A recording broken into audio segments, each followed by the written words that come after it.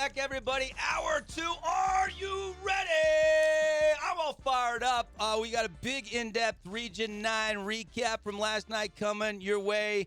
It's all brought to you by our friends at Prime IV. The benefits are endless. Go get their super powerful drips while you sit back in their zero-gravity massaging chairs. They still have that couples retreat going through the end of the month. I went and did the passion drip. Me and my wife both. She loved it. I loved it. Go check it out. Just $250 now through leap year this year. February 29th. We got an extra day in the great month of February. PrimeIVSTG.com or stop by the Riverside Drive location. Let's get into it last night. We had 3 winners in boys basketball and 2 heartbreaking losses. Let's start over at the field house at Crimson Cliffs. I was over there last night with Ben Lindquist anchoring the coverage. And boys, this one was tight. Neither team separated. The largest lead was 4 in the first half for Crimson. Hillcrest had a largest lead of 3. It was 31-27 Mustangs at the break. Third quarter, more of the same. Tight. This 20-seed Hillcrest Huskies team was playing toe-to-toe with the Mustangs. It was 41-40 to go to the fourth quarter after this play by Steele Barbin. And actually, this was our Appliance Wholesalers Plus Playmaker play of the game last night. As Barbin beats the shot clock. Clock down to 12. Outside is Carroll with it with 10. Gets it over to Noah Nelson. Nelson with 7. Whips it over to Barbin. Barbin with 4. Gonna shoot it up off the glass. Got it. Still Barbin and a foul. And one opportunity for the quarterback. Still Barbin. That was a phenomenal play. He's hit, fading to the baseline. And moments later, Ben and I were talking about how, will this be the play that carries the momentum into the fourth quarter? And it 100% did. That play right there gave them the 1-point lead going to the fourth. They would go out on an 18-2 run as Barbin heated up from the three-point line. In fact, he had 3 triples in a matter of about a minute and 45 seconds off the game clock in that fourth quarter inside that big run. Here's one of those big threes. Outs for Hillcrest. How long can you go before calling a timeout to calm things down? It is a final. Desert Hills has won 71-51 over Jordan High School. Still Barbin takes and hits a 3. Cache Valley Bank triple, nothing but the bottom. And this might be, as we see... That pushes the lead up to 12 points, and the Mustangs go on to win it. They had an exclamation point. Why not? A house of jump dunk by Mr. 6'11", Sean Feltz. Throw it down for me, big fella, one time. Sean Feltz with a 2-hand slam coming right now. Ball. And how long do you go before you foul here, Ben, and try to make Crimson continue to earn it from the line? I think you give it about 5 seconds. You try and get the trap early there. And they break the press. They lob it to Big Sean. And it's a house of jump 2-hand slam. Oh, yeah. Took a while. Crimson pulls away again, 72 points on the scoreboard and wins 72-54. It ends like a cruise control victory, but that was not the case last night. A lot of good stats for the Mustangs, Paulie. They were plus 15 in the rebounding differential. And this is a Crimson team that came in averaging about 5 less rebounds per game than Hillcrest. Wow. And they out-rebound them by 15. But the negative stat last night, 21 Crimson turnovers. Yeah, that's going to hurt. They're going to have to clean that up as they head to Cache Valley. No question. For the next game. Yeah, But, you go to Green Canyon, you have 21 turnovers, you're probably done for the season. Yeah, absolutely. Yeah. Yep. But Crimson wins last night. All right, Region 9 recap continues here. Brought to you by Wilkinson's House of Lighting. Let's go to the next game, Pineview Uinta. You guys have eyes on this one. You guys were on the call, Paulie CC. And early on, Griffin Shepard got hot. Griff Dog hitting a 3-ball. Shepard got the festivities going. Here it is. Schroeder in the corner, whip pass across the court to Griffin Shepard for 3. That's a Cache Valley Bank 3-pointer for Griffin Shepard. And that's that Pineview type of basketball right there.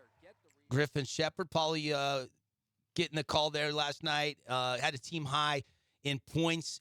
And you know, we talk about Griffin Shepard and Nash Schroeder carrying the load. Yeah. But the supporting cast was great last night. In fact, Nash only had 7 points. Yeah. But filled it Odegba up. had 11. Moore had 16. Condi had 6. Camden Smith had 6. The support, there was more scoring and more contributions from other guys last night for PVHS. Yeah, that's right. The secondary pieces were there. I mean, we were talking to Coach Amico in the post game. Who did we want to give the Jersey Mike sub of the game to? And there were so many different candidates off the bench.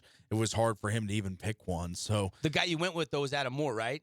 Adam Moore actually was our star of the game. I messed that up. Ojegba, Jelani Ojegba was our Jersey Mike sub of the game. Well, Adam Moore deserved the star of the game because he was hitting triples. We've got one of those calls queued up here from last night in that Pineview Panther win. Here's the call. Shepard over to Nash Schroeder. Schroeder working around to Schmidt. Schmidt going to fake the shot and send it to the corner for a Moore three. Cache Valley Bank three is up and good. Adam Moore continues the light-up show that has been this first half for the Panthers. The light-up show. Yeah. I love it. Just like we got in the Crimson highlights, let's end the Pineview highlights with a dunk.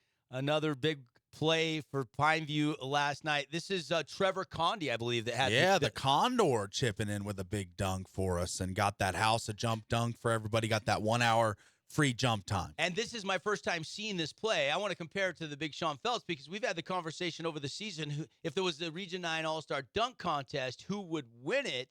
And let's see what we think between the dunk we saw moments ago from Sean Phelps, and let's compare it to this one by Trevor, the Condor, Condi. 48-21, Paul. 5.5 in this third quarter. Yeah, Pineview really pouring it on tonight as Condi with the house of jump dunk. There it is, Paul, going up over to the top. That was You a said it. traffic dunk. You know, Sean's was kind of on a breakaway and fast break. That was on a set inbounds play. Great play design from Coach Pat Amico. And, you know, you get the ball right in the front of the rim with the length Trevor has. I mean, that's an easy two-hand slam. Yeah. There was a lot of people around in the area, a lot of traffic, like you say, but Condi just rises above and throws it down. Yeah, big time win for the Pineview Panthers. Again, they're moving on Friday night at Green Canyon. That should be a lot of fun. And we should have the live stream link on the fansportsnetwork.com for that game as we're planning on going 4 wide for you on a Friday night. Let's go to the other games. Let's jump over to the next game. Let's go to Hurricane Bear River. You know, Hurricane goes 0-12, and they don't win a region game.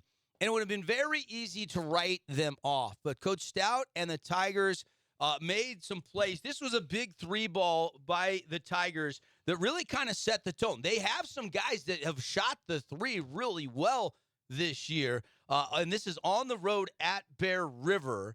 And Tigers, Bears, here is the Bear River Live crew calling the action last night. Adding on that side. Kemper stopped, thought about a pop, but Hurst. Boy, he can hit it from anywhere. That one's a little further back. Andy and Van on the call last night there, and that was R.J. Hurst with a triple. This was and it was tight, right? It was tight. This game went to overtime. I was listening to Reggie Shaw, head coach of the Bears, talking about how Hurricane can shoot it, and they play hard, and they took us out of some things. I mean, this is a great game plan design from Coach Stout and the Hurricane Tigers last night. And this is a Goobler buzzer beater that put it into overtime and gave the Tigers a chance in the extra session. Here's the play. Up here for the last play of the third quarter. Trying to tie this one back up. Quinn off a screener from Hughes. Drives in. Stop. Pop. Puts that one in at the buzzer. And Coach. My mistake. That was not to send it to overtime. That was the end of the third quarter. I apologize. But still, that tied the game 38-38. Little lower scoring playoff game last night there up at Bear River High School. And the last shot in OT is the next play that we were going to get to. This was one, I think, to try to tie it and maybe send it into double overtime, if I'm not mistaken, last night. And here's that play that ended the Hurricane Tigers season as it does not fall. He's down low. He'll get it. With the handoff, Thon's got to just put it up, and he does, and he can't. And it almost goes in and out. A heartbreak. Almost went in. I mean, it hadn't been a good year for Hurricane. That was It would have right been a gratifying moment, though, to win that game, to win a playoff game. Oh, it would have been the upset of the entire 4A playoffs. And it was right there. I mean, that would have been a heartbreaker had it went into overtime and Hurricane went on to win it. Instead, they lose by 3. That would have tied it. And it was right on line. Yeah. It was spot on line. Cedar, don't have any highlights to show you, but we can tell you heartbreak, the key word again, 68-67. Kreitzer's 20, not enough. Jeter chipped in 12, not enough. They lose by 1, 68-67. So Hurricane and Cedar's seasons come to an end last night. We do have a couple highlights from the Desert Hills game as they were winning by 20 last night over Jordan High. Ben Chase and Eli Allred putting on a show last night. Which play do you have queued up here, CC? Let's start with Eli Allred, as he got it going early and often last night. This was Eli Allred. Keep a dribble on him as he's falling over. 4 on the shot clock. Allred will put up the shot. What a shot! Boy, a hand in the face, and he still drains it with 1 on the clock. What he had to shoot that, and that was early in that game, and 10 3-pointers hit last night. Not their season high. Remember, they had 17 in a game earlier this year. Yeah. But Eli Allred does pace the Thunder. He had a team-high 22. How about Mason Rasmussen, one of the 3 triples he hit? He had 3 of the 10 last night. Here's Caden and Keith on the call. This is actually here. I got, this is Ben Chase. As Ben Chase was second. I'll get Mason Rasmussen for you second, but this was a big Ben Chase ball that he made, 3-ball. Can't catch the rim, but the offensive rebound by Allred. Or excuse me, the defensive rebound by Allred. He goes into the corner to Chase, gets him on the juke, and dunks it down! Oh, wow. Chase with a great fake of the pass. He fakes the 3, drives the baseline, left hand, he is a lefty, one-hand hammer dunk. How about that for the young junior? Yeah. Seen him. Ben Chase, Mason Rasmussen, some of these juniors, couple sophomores. Desert Hills might have, a good senior class, no question about it. But they got some more guys in the cupboard. They could be one of the teams that has a lot coming back next year. That was a very nice play by Ben Chase. And now this is the Mason Rasmussen 3 from last night as the Thunder beat Jordan, the Beat Diggers, by 20, and they get a shot at the 2 seed tomorrow night, the Dixie Flyers. Mason Rasmussen triple. Goes over to Allred. Allred with the lane to the basket. Finger rolls it up. No. Rebounded by Holman. He'll kick out. Rasmussen 3. Yes. Got it. Just a nice job of hitting the open man Holman did. Yeah, Holman gets that rebound, and sometimes you want to force it up, and you're in the middle of the key. But the awareness from Jackson Holman, who missed significant time with the knee injury, to kick it out, get a set 3, and Rasmussen makes Jordan pay. Desert Hills moving on. And, guys, that's our Boulevard home game of the week tomorrow night as Dixie will visit the Hangar and the Dixie Flyers. That is going to be a lot of fun. Yeah, absolutely. Desert Hills can replicate the shooting performances they've had throughout the season. If they can even bottle up 12 to 15 threes, I think they'll be right in the game. It's fun because, guys, you look at it, and when we get to March Madness, you look at the 5-12 seeds, and they're almost sometimes a pick 'em. You look at the lines in the NCAA tournament. What kind of line? And Dixie beats Desert Hills twice this year. Kind of blew them out at home. But that 1-3-1 zone, Coach Roberts said that they installed, gave Dixie a little bit of trouble, and they only win by 5 in the second meeting. So it's going to be really interesting to see the adjustments in this game tomorrow night, and we'll have it for you right here on the simulcast on the Fan Sports Network and streaming on the fansportsnetwork.com. The 4-13 matchup should be intriguing, as well as Pineview goes up to take on Green Canyon. Yeah.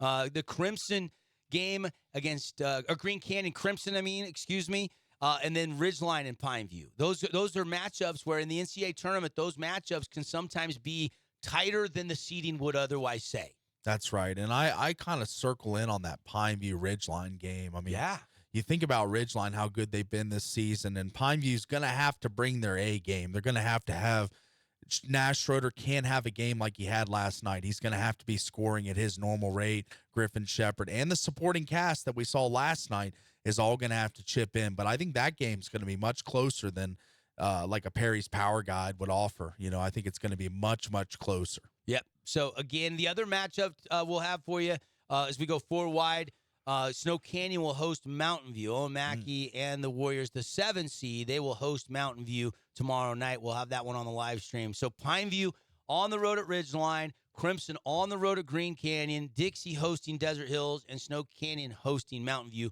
All 4 games will be streaming on the fansportsnetwork.com. High school hoops playoffs has arrived. It's underway, and the girls go tonight. Snow Canyon girls also are playing Mountain View tonight.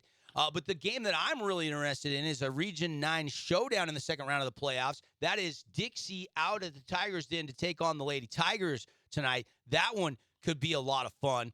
And somebody's going home and somebody's going to Utah Valley. And then you've got Desert Hills, Coach Rhonda Noss and the Lady Thunder going up to take on Cottonwood tonight. And Crimson gets a crack at the number 1 overall seed tonight as they visit Emily Skinner and Ridgeline. Cedar also in action tonight, hosting Provo. Those are your girls for a second round games tonight, and we'll have a full recap and reaction tomorrow on the show. That's your Region 9 recap here on the Fan Sports Network. Got to take a break. Lots more.